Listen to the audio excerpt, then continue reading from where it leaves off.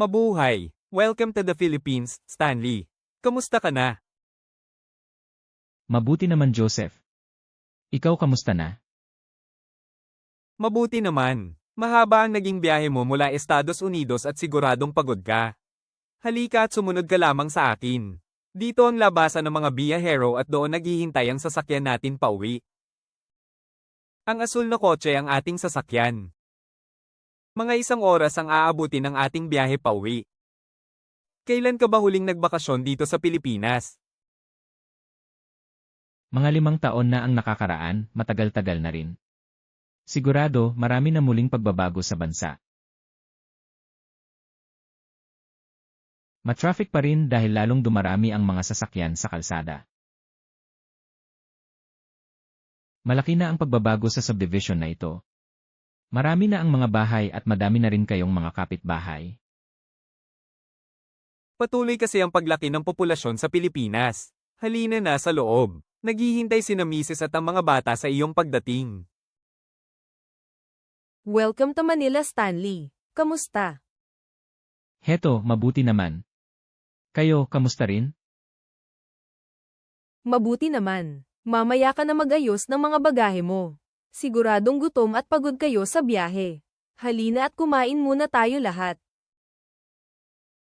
Naku, totoo talaga na gutom na ako. Miss ko na ang sarap ng lutong Pinoy. Siya, tayo na sa kusina para sa ating munting salo-salo.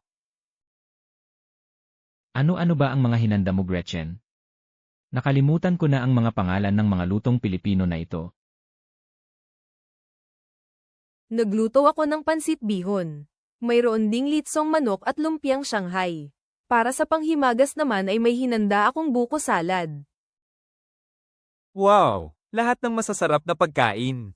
Nakakagutom talaga. Maraming salamat sa masarap na hapunan. Maraming salamat sa inyong pamilya sa magandang pagtanggap niyo sa akin.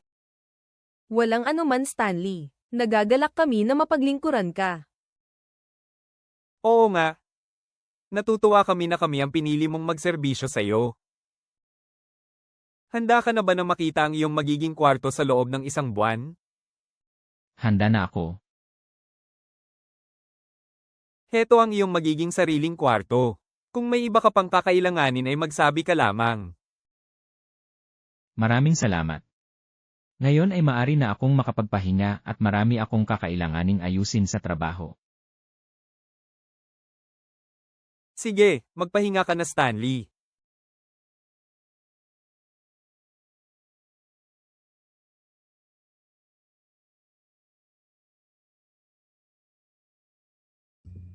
Like and subscribe. Mo ihenggo day.